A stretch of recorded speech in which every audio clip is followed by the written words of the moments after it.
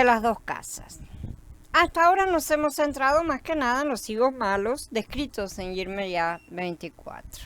Ahora debemos mirar el otro árbol o la otra parte de Yahudá, el otro fruto, ¿sí? Ya que esto es de suma importancia para entender la relación de la congregación con Yahudá e Israel. Hay algunos que enseñan que una congregación gentil reemplazó a Israel. Otros enseñan que los creyentes deben unirse con los higos malos para cumplir la profecía bíblica. Ninguno de los dos puntos es cierto. La teología del reemplazo clásica, como se enseña tradicionalmente en la Congregación Católica Romana y algunas denominaciones protestantes que la han heredado, no es bíblicamente precisa. Pero tampoco lo es la opinión de sus principales oponentes que defienden el judaísmo mesiánico actual. Como de costumbre, ven dos cosas y creen que es una sola.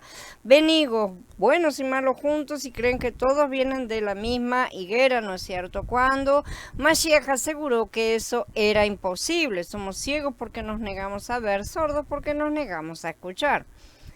Veremos en este capítulo que los buenos higos de Yahudá, a saber, aquellos judíos que siguieron a Yahshua, formaron el tronco del árbol que se convertiría en el cristianismo del Beri Hadashah.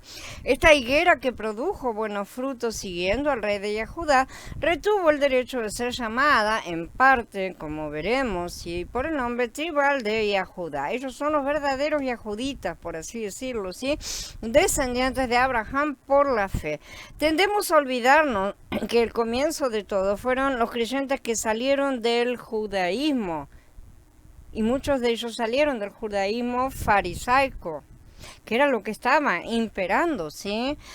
Tendemos a pensar que salieron del judaísmo y entraron en el cristianismo, pero Yahweh no tiene, por empezar, dos religiones y el cristianismo ni siquiera existía como tal, con todas sus invenciones en ese momento. Nadie salió de una para entrar en otra.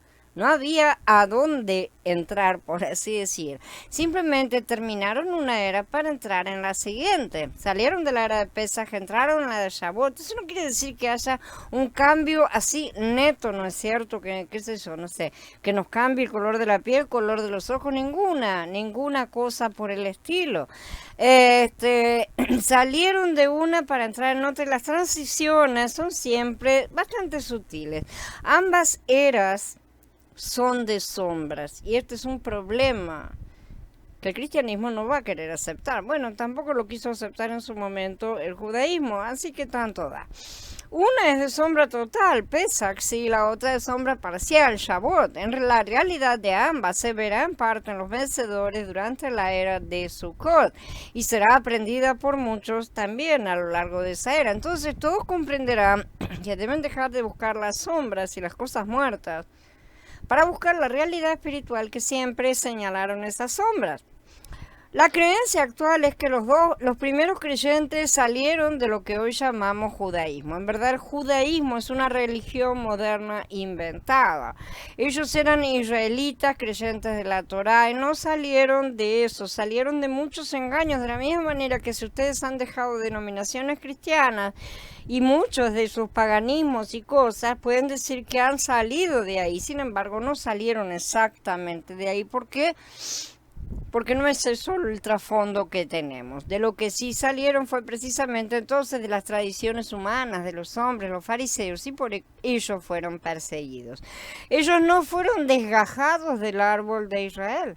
Los fariseos, los malos higos, fueron desgajados. Por lo tanto, si no fueron desgajados, entonces, y fueron injertados muchos más, además, ellos, que no fueron desgajados, retuvieron el árbol. De manera que si los malos fueron desgajados, los buenos permanecieron en la planta, a la cual los nuevos, los gentiles que fueron llegando, fueron injertados. Como dice Shaul, vamos a leerlo. Si alguna de las ramas fueron desgajadas, y a ti, siendo olivo silvestre, te han injertado entre ellas y te han hecho copartícipe de la raíz, es decir, de la abundante savia del olivo, no te jactes contra las demás ramas. Y si te jactas en contra de ellas, no eres tú quien sustenta a la raíz, sino la raíz a ti. Entonces dirás, a las ramas las desgajaron para injertarme a mí. Está bien, por su incredulidad las desgajaron, pero tú por tu fe estás firme. No te engrías, no te enorgullezcas y ten cuidado, porque si Elohim no perdonó a las ramas naturales, a ti tampoco te perdonará. Considera pues la bondad y la severidad de Elohim, la severidad para con los que cayeron, pero la bondad para contigo si permaneces en su bondad. De otra manera, a ti también te cortarán. Y a ellos, a su vez, si no permanecen en incredulidad, los injertarán, porque Yahweh es poderoso para injertarlos de nuevo. Pues si a ti te cortaron del olivo silvestre y contra tu naturaleza te injertaron en el buen olivo, ¿cuánto más a estos que son las ramas naturales los injertarán en su propio olivo? Hermanos, para que no sean sabios en su propio concepto, no quiero que ignoren este misterio, que el endurecimiento que le ha ocurrido a Israel es parcial, hasta que haya entrado un número pleno de gentiles. Entonces todo Israel se salvará, como está escrito. De Sión vendrá el libertador para quitar de Jacob la impiedad. Este es mi compromiso con ellos, cuando yo quite sus pecados. Dice Romaní en el capítulo 11. Uno de los problemas es que nosotros mismos mantenemos un cierto nivel de confusión entre Israel y a Judá, ya lo hemos dicho.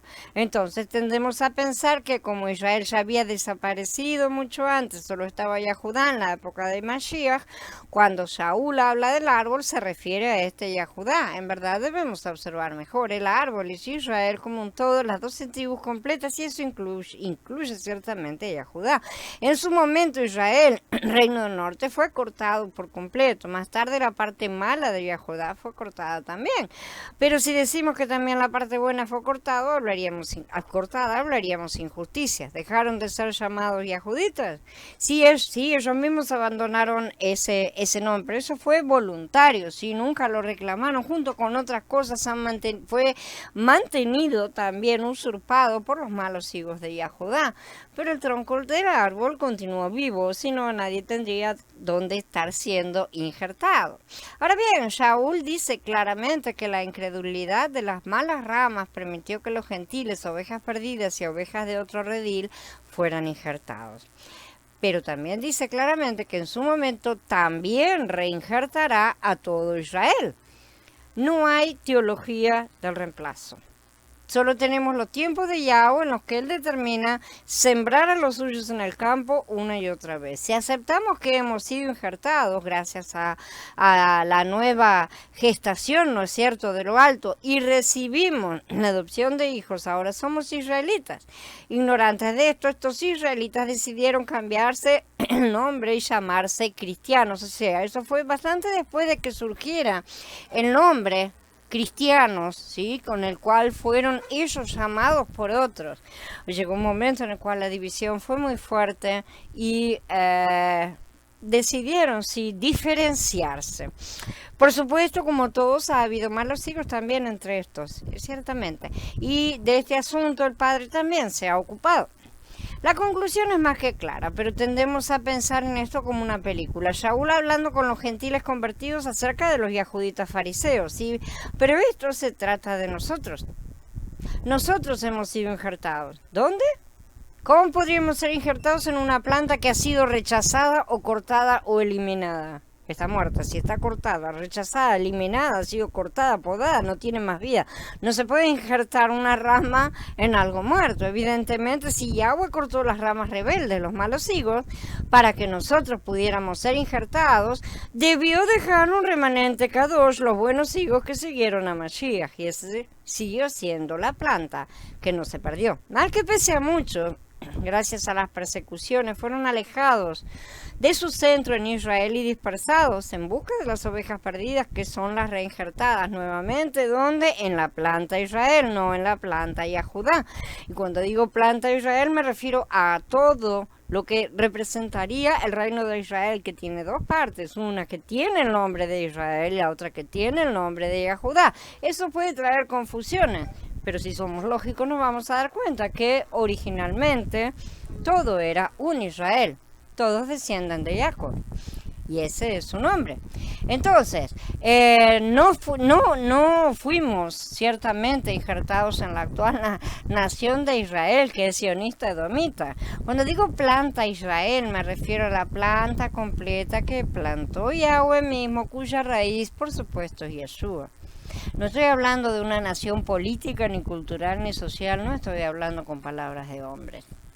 Durante siglos la gente pensó que había 10 tribus perdidas de Israel, pero hoy sabemos que a los ojos del Padre hay 12 tribus perdidas.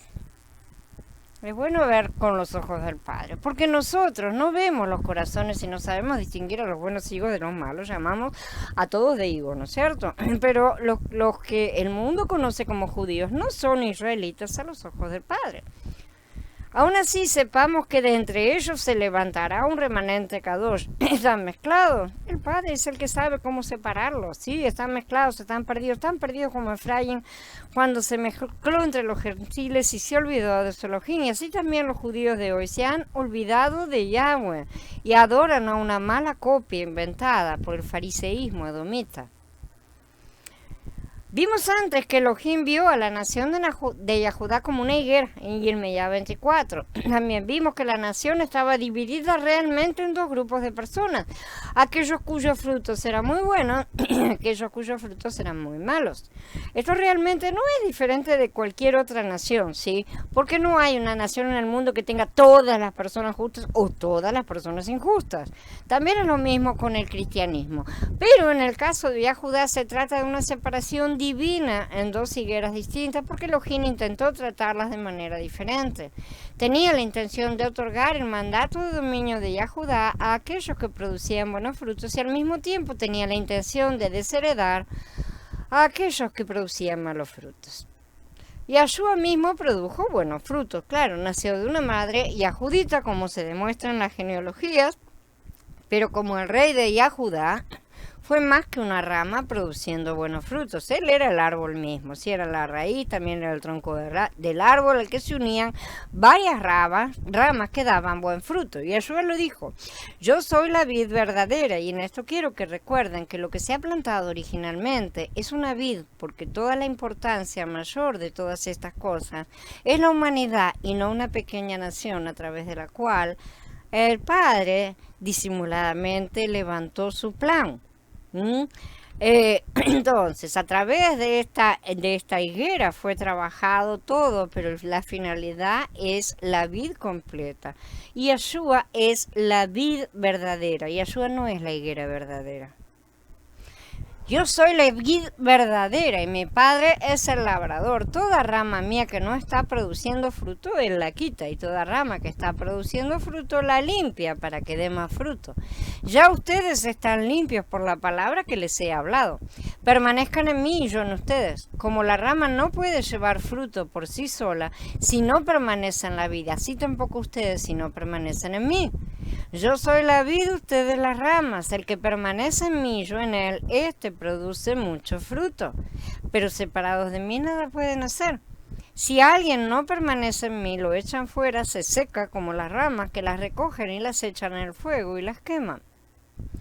Lo interesante del caso es que Mashiach vuelve a referirse a la vid nuevamente, entonces no a la higuera. Desde el comienzo Yahweh asegura que él plantó una vid. Esto es importantísimo entenderlo. La higuera no es Israel, la higuera siempre representó a Yahudá. La que fue maldecida fue la casa idólatra de Yahudá, que cometió pecados mucho peores que los de su hermana menor.